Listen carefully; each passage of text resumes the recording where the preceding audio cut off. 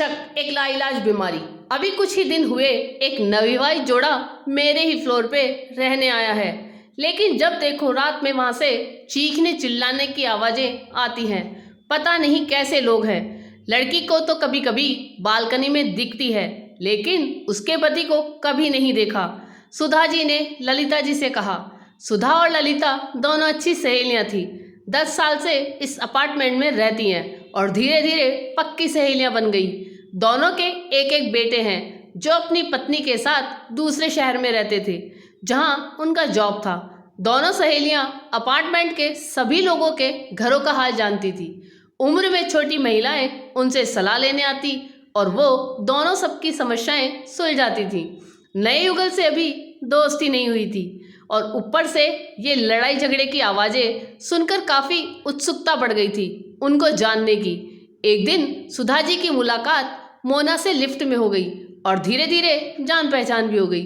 आओ मेरे घर शाम की चाय साथ में पीते हैं, सुधा जी ने कहा। जी जरूर आऊंगी आंटी, मोना ने कहा। शाम को सुधा जी के घर का डोरबेल बजा। सुधा जी ने तो पहले से ही तैयार थी और उन्होंने ललिता को भी बुला लिया था। आओ आओ मोना, इनसे मिलो, ये मेरी सहेली ललिता जी हैं। ये हमारे नीचे वाले फ्लोर पर रहती हैं। फिर दोनों सहेलियों ने मिलकर मोना की कुंडली खंगाल ली। 1 घंटे बाद मोना जाने लगी तो दोनों ने कहा कि कभी भी कोई ज़रूरत हो तो हमें ज़रूर बताना। जी ज़रूर कहकर मोना चली गई। 2-4 दिन के बाद दोनों मोना के घर पहुंच गई और उसे विश्वास में लेकर उसका दुख पूछ ही लिया। बुरा मत मानना मोना, तुम हमारी बेटी की तरह हो, इसलिए पूछ रही हूँ। क्या तुम दोनों की नहीं बनती है?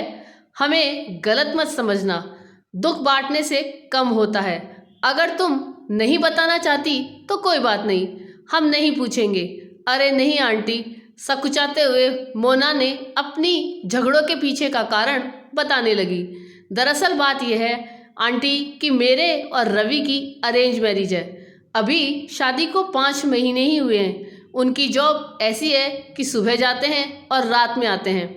मैं अकेली दिन भर बोर होती थी तो एक दिन मार्केट में मेरा क्लास फेलो राज मिल गया। वो भी उसी शहर में रहता था जहां हम लोग रहने आए थे और इत्तेफाक से वो हमारे अपार्टमेंट के बगल वाले घर में रेंट पर रहता था। शुरू में तो रवि उसे खुद ही बुलाते थे और धीरे धीरे उनकी अच्छी बॉन्डिंग हो गई। एक दिन हम सब मिलकर चाय पी रहे थे और रवि ने राज से उसके पहले प्यार के बारे में पूछा और राज ने मेरा नाम ले लिया, जबकि मेरी ऐसी कोई फीलिंग्स नहीं थी राज के लिए और मैं ये जानती भी नहीं थी। लेकिन उस दिन से रवि के मन में शक का कीड़ा पैदा हो गया जो ख़त्म होने का नाम नहीं ले रहा। रवि ने 10 दिन के भीतर अपना ट्रांसफ़र करवा लिया और हम इस शहर में आ गए। मैं क्या करूं आंटी, कहते हुए मोना रोने लगी। यहाँ आने के बाद भी रवि को इस बात का शक रहता है कि मैं उससे अभी भी बात करती हूँ। वो चोरी छुपे मेरा फ़ोन चेक करते हैं।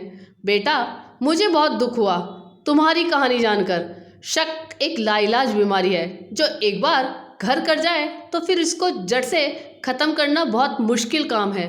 मैंने तो बहुत करीब से देखा है ऐसा होते हुए। अगर तुम कहो तो मैं रवि से बात करूं? नहीं आंटी, पता नहीं वो क्या समझे। तुम चिंता मत करो, हम उसे पहले अपने विश्वास में लेंगे, फिर ही कोई बात करेंगे। ना जाने आजकल के बच्चों को क्या हो गया है।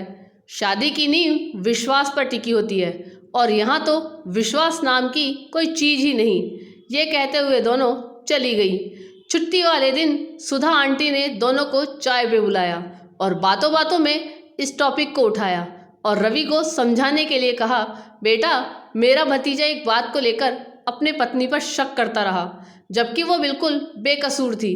लेकिन शक के कारण वक्त ने ऐसी कड़वाहट भर दी कि आज दोनों को जीवन बर्बाद हो गया। बच्चे बिखर गए। बहुत दुख होता है उसे देखकर। एक छोटी सी गलती से सारा परिवार बिखर गया। पति पत्नी में तो तकरार होती ही है, लेकिन किसी मामले को बैठकर सुलझाया भी जा सकता है। आंटी की बातों का शायद रवि के दिलो दिमाग पर कुछ असर हुआ। कुछ दिन बाद मोना के बर्थडे पर रवि ने उसे सरप्राइज़ दिया और रवि ने मोना को सॉरी बोला और उस दिन से ज़िंदगी की एक नई शुरुआत की। दोस्तों, कभी कभी छोटी सी गलतफहमी बड़े झगड़े का रूप ले लेती है और पति पत्नी का संबंध विश्वास पर टिका होता है।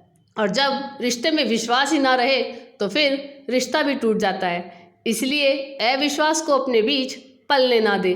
आपको ये कहानी कैसी लगी ये कमेंट करके जरूर बताइएगा। चैनल पे नए हो तो सब्सक्राइब जरूर कीजिएगा और वीडियो को लाइक और शेयर कीजिएगा। धन्यवाद।